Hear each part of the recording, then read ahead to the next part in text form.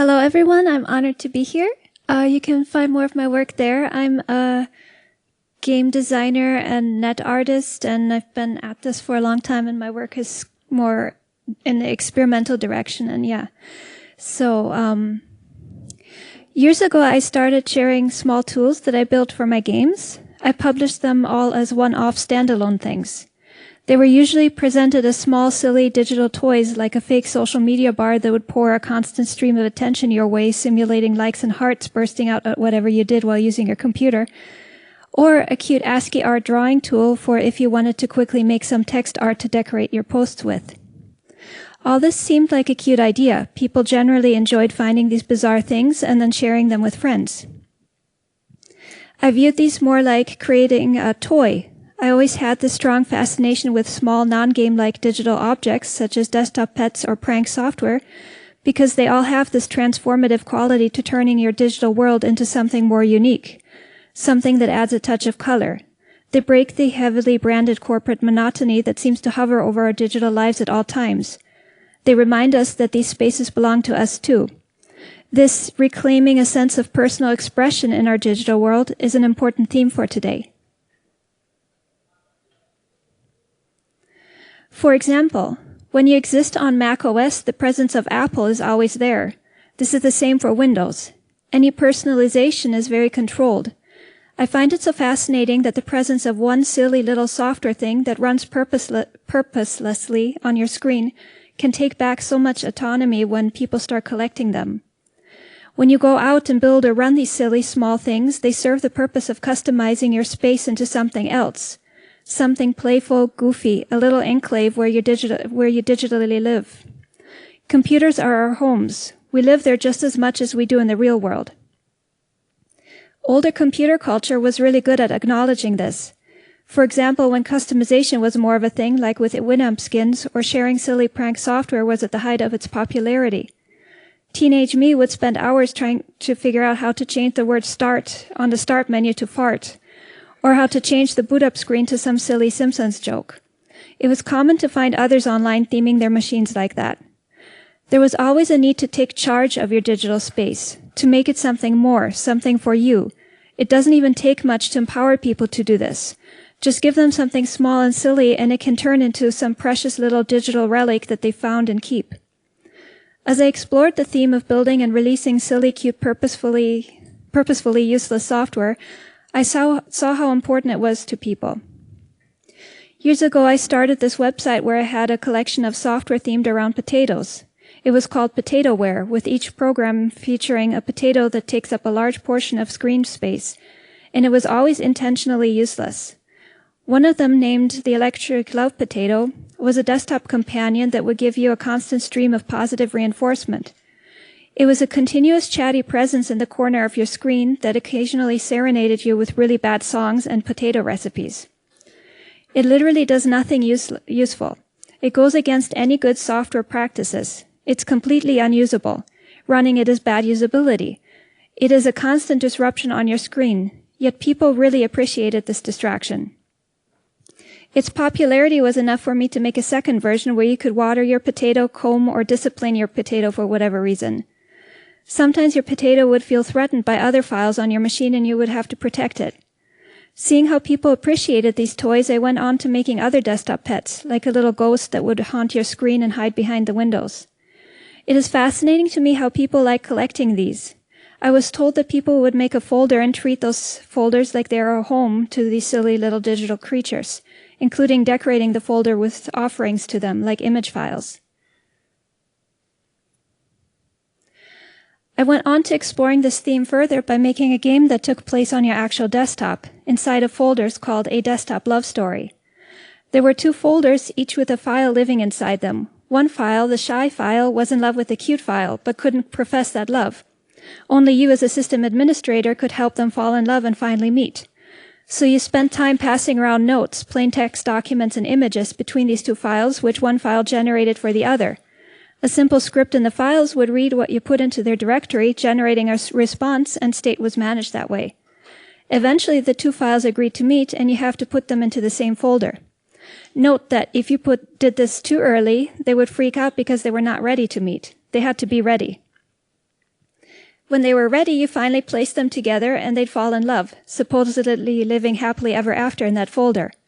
Also note that if you separate them after that, they would cry about losing their love. People often tell me that they still have that folder with the two together, and they imagine the two having a happy file life there. This is just a little thing that uses the actual desktop and desktop folders as a space to tell a story. It completely changes your perception of what a desktop and files are. Even something as simple as files on a computer have a life that we can apply a narrative to. This highlights that transformative quality these unusual things have.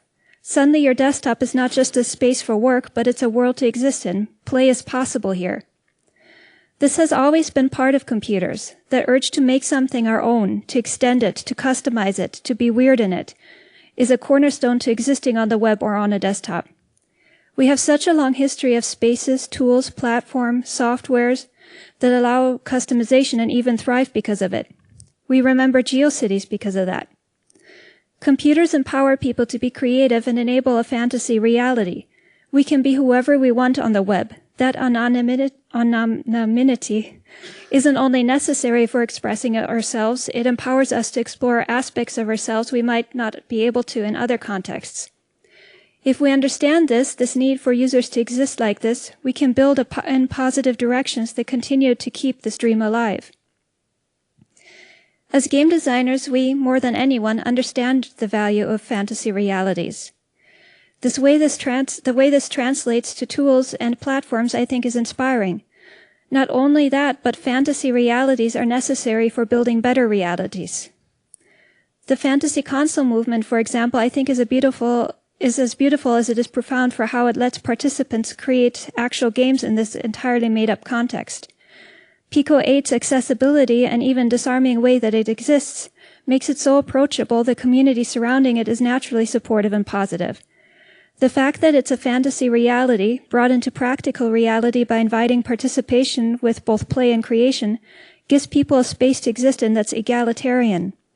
It's hard to imagine that Pico 8 or Bitsy devs would be as exploitative or as the larger game industry or any other issues plaguing mainstream games, because of the context these tools exist in. Pico 8 keeps this dream of creative participation, fantasy reality, anonymity alive because I could start participating there anonymously and explore making things for that space without any bar for entry or even pressure to output work a certain way. The stakes are low and creative autonomy is in my own hands. When I started this journey that eventually led me into game design, I began as some high school kid dabbling with interactive art for the web because I was inspired by the net art movement. I was enamored by the idea that I could bypass curation, galleries, and what seemed at the time an incredibly unattainable art world that would never let me be part of it because I didn't have access to the type of things that would enable an artist to be seen. With the web, I could just publish my work and people would see it. I could grow on my own terms, anonymously. The internet put power into my own hands. It gave me that freedom. I put out this collection of interactive poetry pieces called Blue Suburbia. It was an online world of animated poems and spaces that a visitor could explore. I was studying animation at the time, so Blue Suburbia was like existing in a giant animation that you could click through to trigger or explore its tangents. The bar for entry was very low. Flash made it easy to make something richly animated with lots of sounds, music, programming. I didn't need to know any engines or game design. I could grow on my own terms, learning to code as I needed it. I think this is still a beautiful thing about computer culture and the internet. This sort of complex output is made simple because of tool makers that made it accessible to someone like me. Now I can make tools too, and I give back by doing so. We're all participants in this type of positive upward spiral. Blue Suburbia grew to having a cult following. It was a lot for a high schooler. I enjoyed following people's reactions to the work and speculation about who made it. I was fairly anonymous at the time. Nobody knew that it was just some high school kid making this. My friends didn't know, my teachers didn't know. I worked on it during break in the library or after school. I didn't really share my secret art project with anyone. People online loved it. I would constantly get shared in impressive-sounding places and it got put on some curriculum for interactive art. Nobody knew it was just me. I would get people sending me their resumes. When they found out it was just some kid doing this, they would stop talking to me. I make it a point to share all this because I don't think I would have found this creative path if it wasn't for anonymity. I couldn't have done it without this low-stakes fantasy possibility space that the early internet was. Here, I could make something without any obligation to anyone, and there was a healthy boundary between myself and the people that called themselves fans of it. I didn't owe anyone anything just because they liked it. Contrast this to today, where artists have to have a constant, calculated presence on social media and share a lot of time, energy, or aspects of themselves to promote their art. There's really no sense of boundaries here. Having those would even be counterproductive to successfully existing on these platforms or building a following. Existing becomes a form of competition in context of the social media web. It's a type of constant, aggressive public performance rather than a space for self-expression. I draw this distinction because we, as developers and creators, still have the autonomy to do better. The internet is still a massive possibility space where we can invent better avenues of participation. We are not that powerless to the whims of corporations.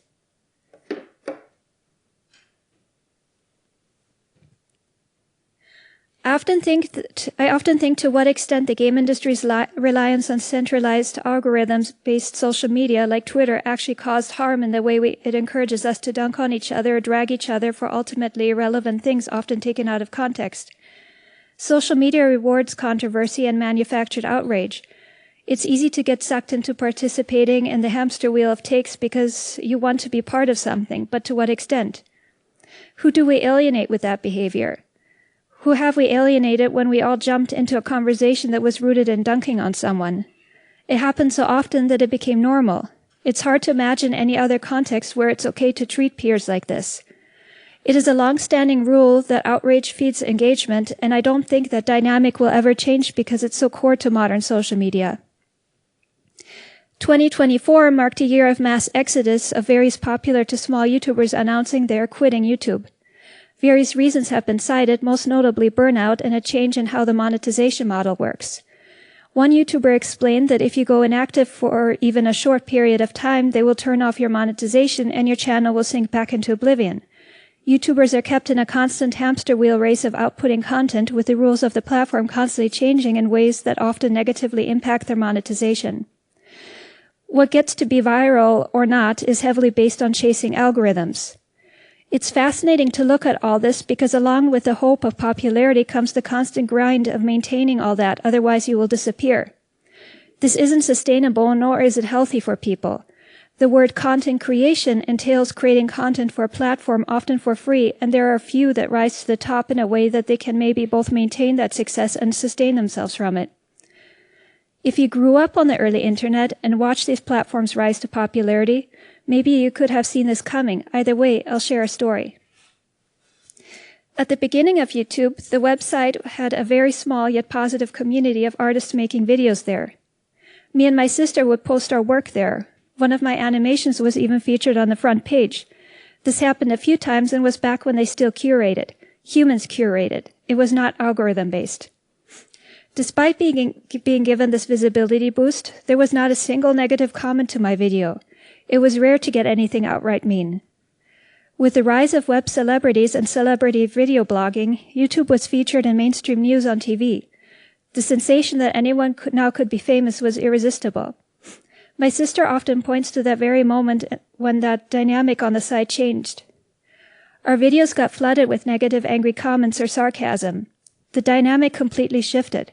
People expected to be entertained. This was not something for consumption and people were entitled to it. This was now something for consumption and people were entitled to it. It wasn't long until people found out that by causing flame wars in their videos, comments, that it helped give the video attention. This sort of dynamic seems to have stuck with the way attention is directed or harnessed on modern social media. Outrage is good for views. With this, I think it's important to understand that social media is not the internet. It is a layer built on top of the internet. We are capable of building beyond that. Older social spaces like GeoCities or MySpace offer plenty of room for positive self-expression and customization. You could thrive there as an artist and have your work recognized. Plenty of musicians gained their popularity on MySpace. It was possible to grow a following without chasing the favor of algorithms or shifting monetization rules. In modern context, we don't have that type of self-expressive customization or level of freedom, and it seems crucial that we understand these dynamics because we, as developers, designers, and creators, are the ones with the power to do better.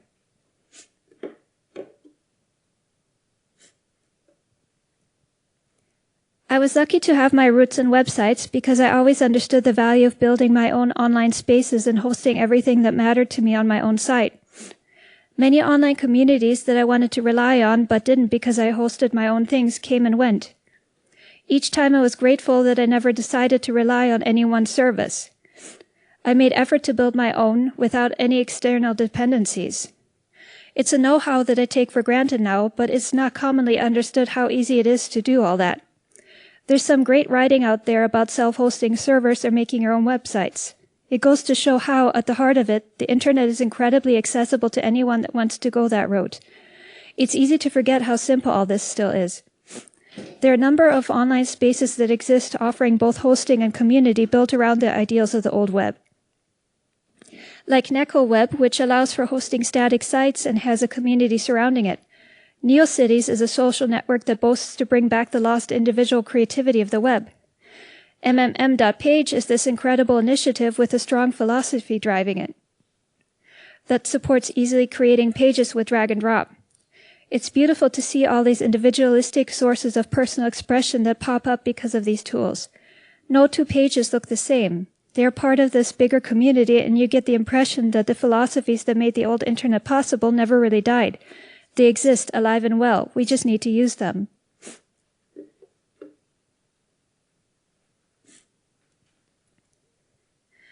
When you start making tools, you start seeing all these other initiatives from developers doing the same. And the common theme is that they don't get the attention they deserve or need in order to thrive. This is why I keep saying that as developers, artists, and designers, our participation needs to be a conscious decision. In using alternatives, we also empower alternatives. In creating alternatives, we empower others. This is the heart of the internet. It's positive participation and that positive feedback loop that grows out of it. When we contribute to this internet existing in the digital world this specific way with alternatives, we contribute to a type of independence from monopolies and control. Understanding the basics of self-hosting, website building, and DIY culture is digital freedom. This liberates us from the enshittification and exploitation we constantly deal with. There's a point to be made that when GeoCities was at its peak, and personal websites were very much the way people existed online, that space often got criticized for bad web design. Things moved too much, the colors were too bright, every website was completely different. There was a pocket of people that didn't like this and pushed for more standardization. Eventually, the personal website went out of fashion, but it's interesting that we remember this the way we do. It was imperfect for its time, but idealized now. Even MySpace was heavily criticized for all those wild customized pages with animated GIFs and weird navigation between places, but it's now sorely missed. I think this is an interesting push and pull because these things once criticized are what people generally miss the most now. Commercialization and the standardization that follows when shifting focus to something being catered specifically to consumers is a type of gentrification that even the internet was never immune to. I think when you consider these small examples of internet history, it is more meaningful to focus less on what the web used to be and focus more on what we want it to be. Inspired by this colorful past as developers, we can create possibility spaces with our tools and communities. We can invite people into this space, lowering the bar for entry, and keep alive this model of making creation accessible to anyone.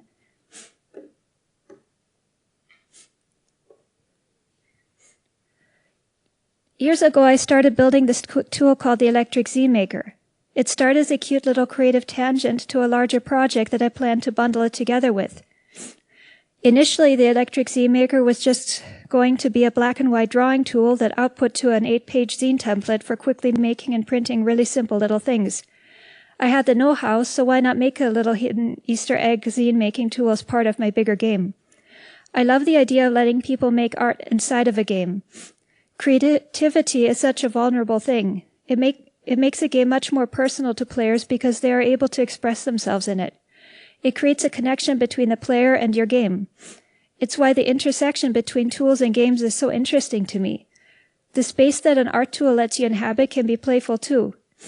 This is the tangent the Electric Z Maker grew from. Overnight, I threw this little drawing app together.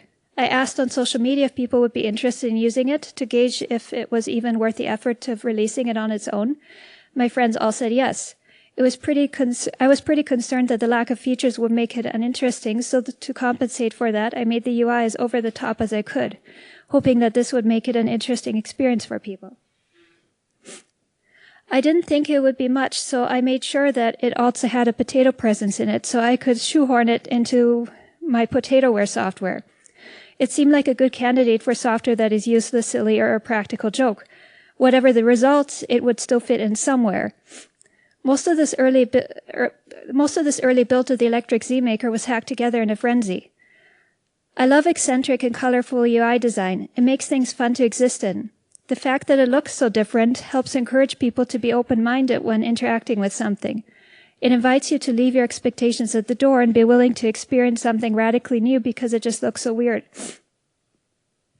It encourages this level of open-mindedness in players, especially when you need to encourage people to view what they're doing playfully, which is perfect for art making. I also added some weirder tools to the Electric Z Maker to accompany the simple black and white features that I thought might help with throwing together unique-looking zines.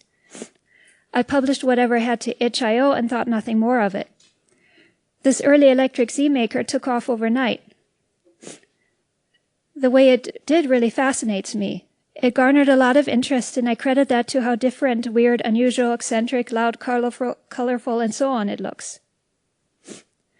The project turned into something of a yes-and, like in improv theater, between me and the community that used it.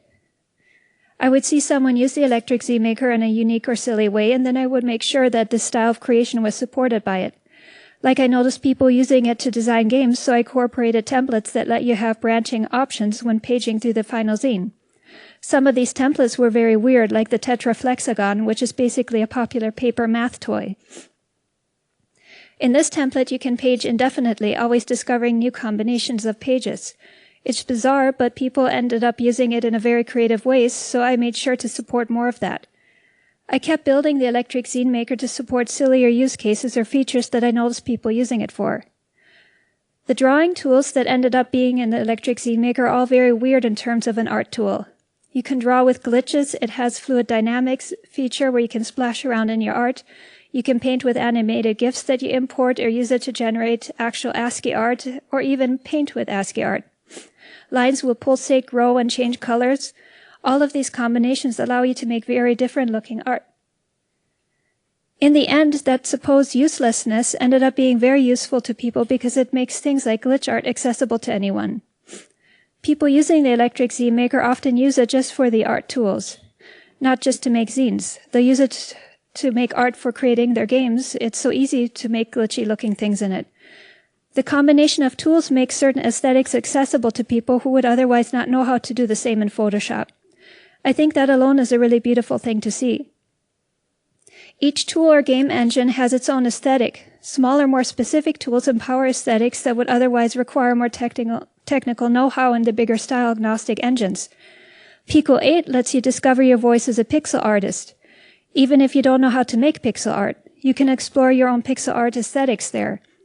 It's harder to do that in something like Unity, where you have to specifically know what you're going to make before making it.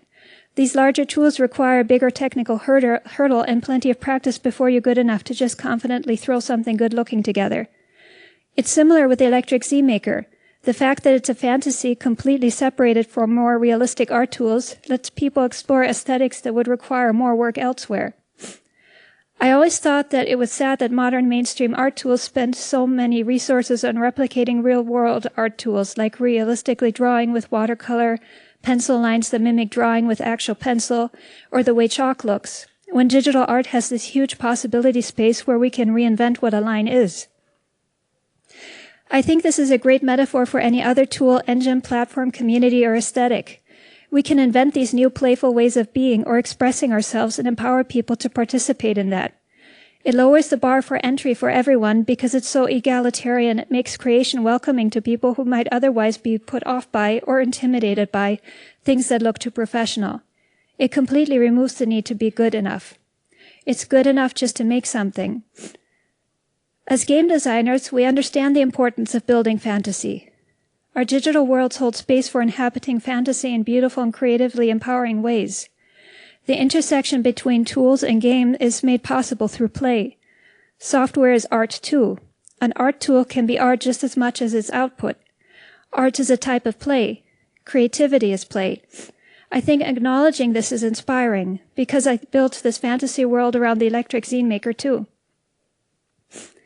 I made a silly website called macromediafish.com, and it's part of this entirely different tangent about a lost technology.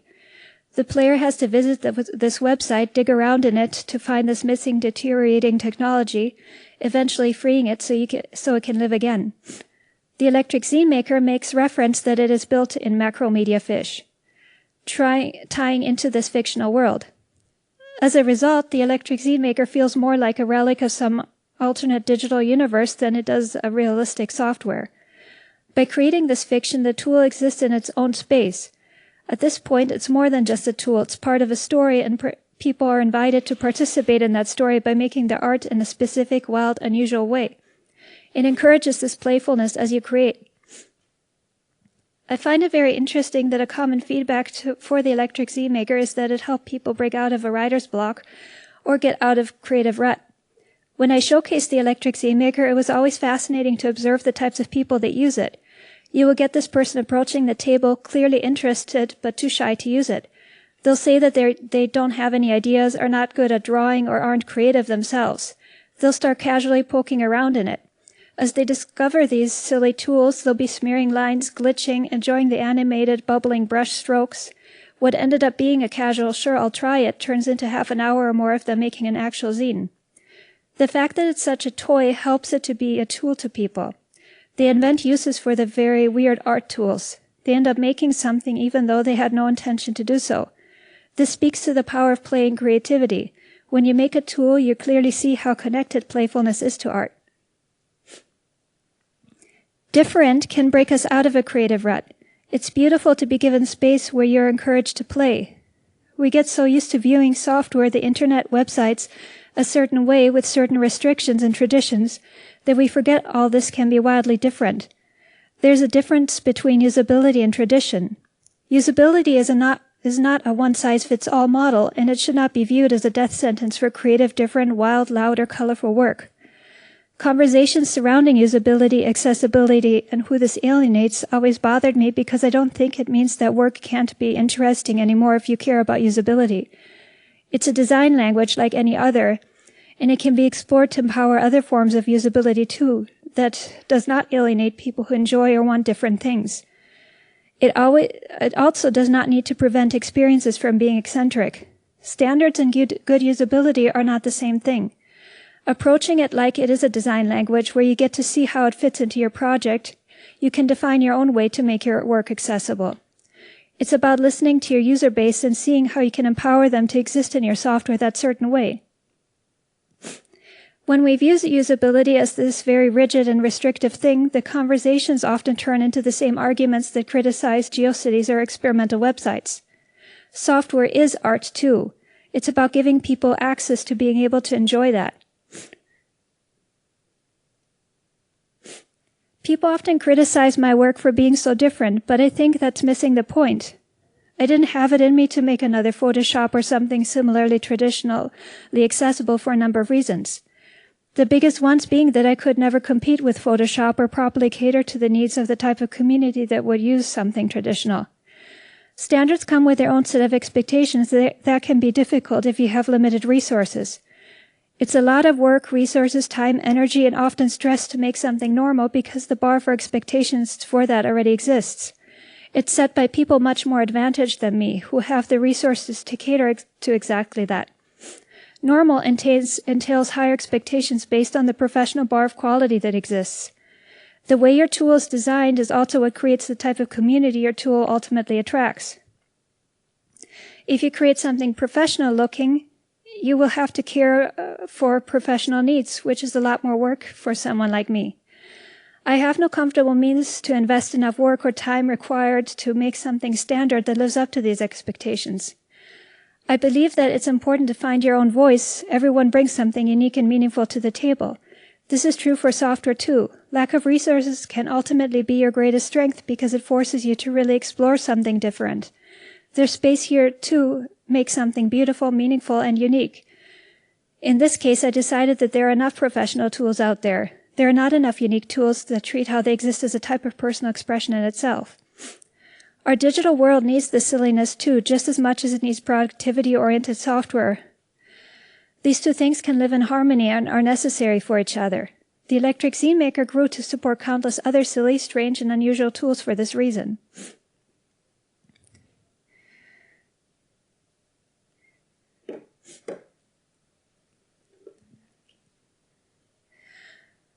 Another interesting thing about developing the Electric Zine Maker, which I also observed in other low-stakes tools like Bitsy or Pico 8, is that simplicity in your own development choices as you build makes it much more welcoming to others that might want to extend your tool. When I decided on how to approach saving your work in the Electric Zine Maker, I was looking at a lot of options. I eventually decided to keep it as simple as possible and just output to a folder called Zines on your desktop. Inside of Zines is a folder named after whatever you named your work. Inside of that is each panel of your zine saved as a PNG titled after the page number. Each panel is saved just as a number, no names, so it's incredibly simple to load and save your work. Because of that simplicity, another developer, Jeremy Oduber, created an HTML5 reader for publishing Electric Zine Maker zines for the web. It features this adorable page-turning effect, and you can have your zines running in your website. Credit to this, most Electric Zine Maker zines are being shared as HTML files online instead of just boring PDFs or as a template. It made the entire project even more accessible. I don't think it would be half the program that it is today without that one feature built by another person. This one made possible because the entire thing was simple enough to extend. As developers, I think it's easy to forget that simple, lo-fi is often good. Lower the bar for others. Big, fancy, impressive-sounding technical decisions often work against us.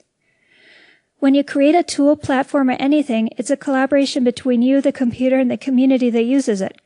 No matter how eccentric, weird, arbitrary seeming the tool, people will love to use it.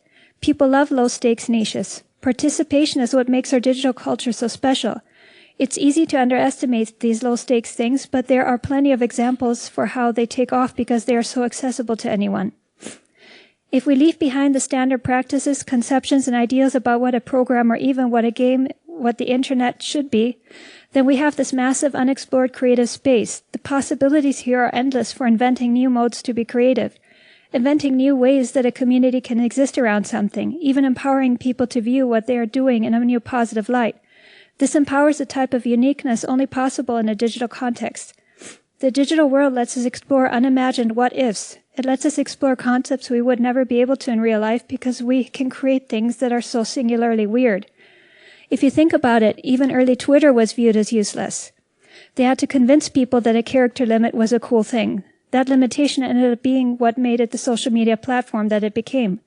Limitations can empower us. As game designers, we can embrace that and invent positive alternatives.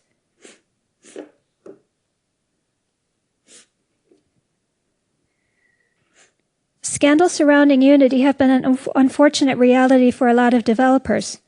I'm old enough to remember when Unity was not a mainstream tool at all, but just becoming a competitor to Flash development. Unity was for the underdogs. It was an indie tool. It still amazes me when I see how mainstream it is. It's something that companies now use with job listings involving it. Unity became successful because of all the little people that used it. We made it what it is. It's easy for a company to lose sight of that, but it is in the grand scheme of things that keeps happening. When a tool dies because of bad leadership, arbitrary decisions from the company that owns it, or any number of unfortunate things, it's a sadly massive loss. A tool represents a piece of digital history. A tool is a lot of effort on part of everyone that participated to make it what it is. It's an evolution in use cases, feedback, and prioritizing various needs that shapes it. Every tool is unique for that. I dearly miss Flash and don't think anything ever really replaced it. We were at the point again where we saw the same thing happening to Unity. I saw a lot of teachers completely panicked by these decisions, wondering what they will teach their students now that Unity is on such shaky grounds. Some even give up entirely teaching one tool because it's so hard to promise a future in the game industry to begin with. I think these are interesting things to observe. When our reliance on that one standard gets uprooted, it reminds me that ultimately the principles surrounding good game development are engine agnostic. I recently started building games in Unreal. I got good enough that I can throw something together quickly and understand all the trappings, especially what and why something goes wrong. In retrospect, it wasn't that hard. I realized that what I know still applies here, and it helped me grow into that new ecosystem. Game design, game development, and all these principles are something I've cultivated over many years, the basis of which never change no matter what environment I'm in. There are so many alternatives, each presents its own interesting way to make a game. Good design is platform agnostic. Our skills are platform agnostic. There are basic principles that apply anywhere. I think we fool ourselves into thinking our skills are reliant on any one tool when digital art is so much bigger than that, and so is our participation in that. Professionally, yes, we need these standards, but again, Unity became what it was because of the army of hobbyists that used it. Hobbyists have the power to pick and choose alternatives. Hobbyists and indies have the power to platform those alternatives with what they make in them. Indie developers have that sway. No tool would be what it is if it wasn't for the indies that made it the mainstream tool that it became. We can use that same drive to empower alternatives. I think there's a hope for the future where we understand that we don't rely on any one mainstream engine or tool set, but we can conscientiously empower other tools with what we choose to use.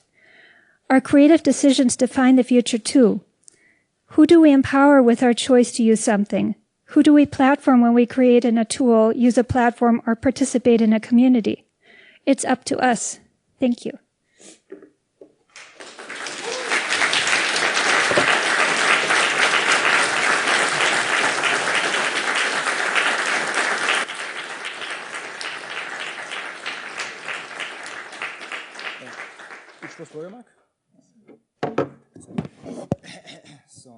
Test. Okay, you all hear me? So thanks, Nathalie, for giving this wonderful keynote. And because it was wonderful, we have a little gift for you, if you want to take it. Some local specialities. So yeah, please give it up once more for our dear Nathalie.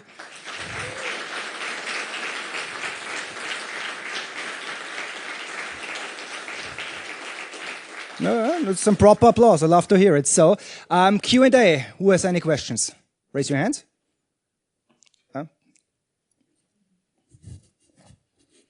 There you go. Hello, thank you for your presentation. I checked out Electric Scene Maker live now, and I have one question. Who is Igor, and why is he trapped? And how can I help him?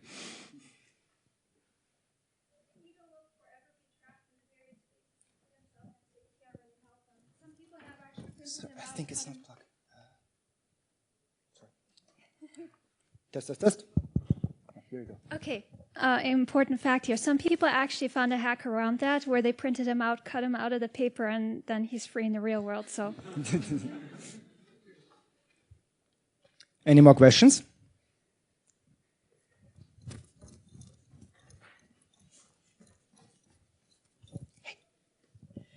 Thank you for your presentation. You said earlier that most of the stuff you just read like tutorials online yourself and taught it yourself. But I feel like especially the Zine Maker looks pretty complicated, and there are so many different kinds of art that probably needs some really extensive coding. How did you teach that yourself? And maybe a second question, is there any kind of like, from what kind of job do you live? Do you do that in your free time, or is it like, can people like make a donation for getting the Zine Maker? How does that work? I kind of got in this pattern over many years where I noticed that if you have pay what you want, people are fairly generous with what they donate to it. So it does pretty well for itself now. And I do contracting on the side to pay for it. And that's kind of been the pattern that I followed for a very long time. And I think it's interesting when people are surprised when you say that you're self-taught, because I think when people look at like the final finished thing, like Electric Zine Maker, it looks big and perfect and finished, but like when you do it, you know that it's like lots of little pieces that you very roughly shoehorn together and Stack Overflow, copying and pasting, and you kind of just manage to make it work and refine it and polish it, and you know, so Yeah, I think it's easy to look at the finished thing and be like, wow, but it's actually a very terrible and messy process to get there. Any more questions?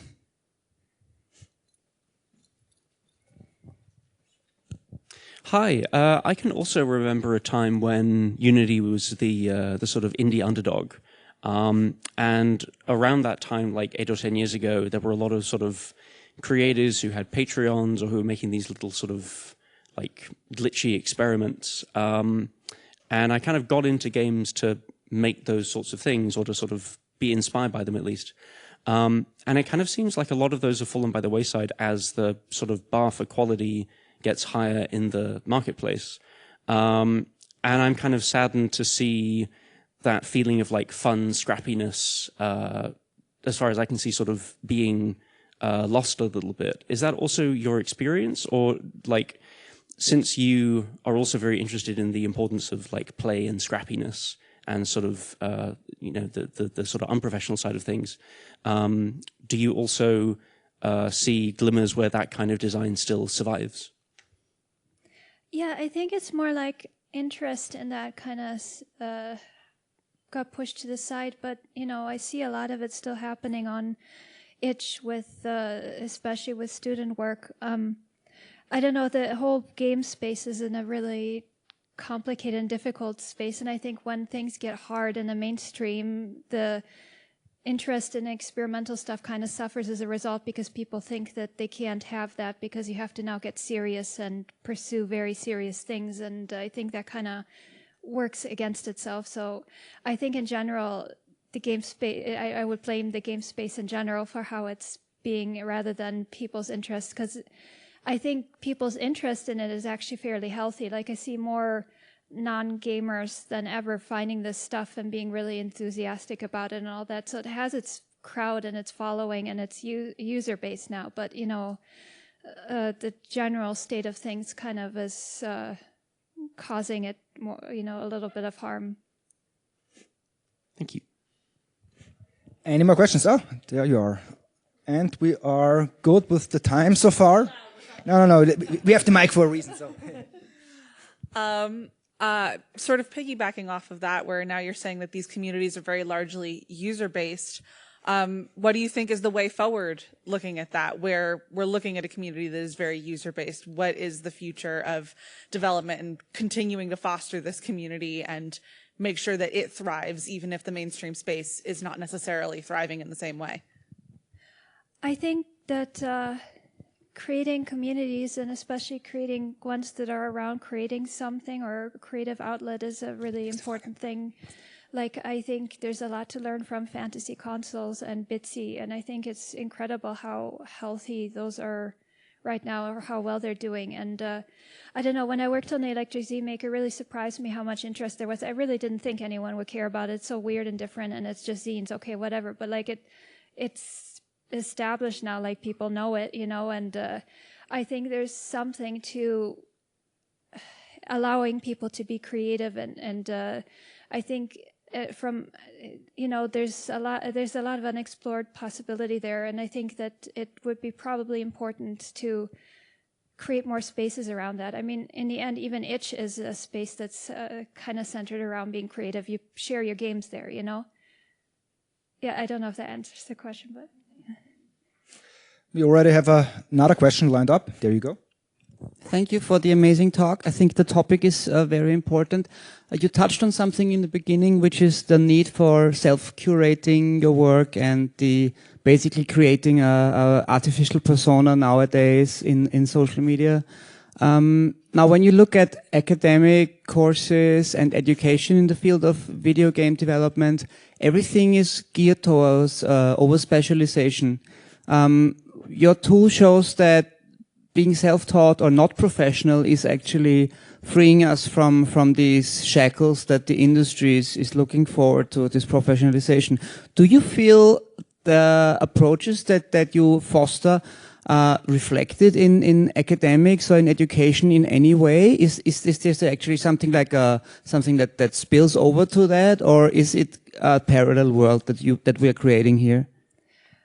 I think my relation to academia is kind of interesting because I came from such a self-taught background at the beginning, with this whole net art movement in the late 90s. It wasn't really, the stuff that I was interested in wasn't really being taught in universities, and I never got into that. Or I remember the time when professors were telling me to stay away from computers because they're bad for your creativity, and there was this kind of push against digital art as in because it's so new, stay away from it.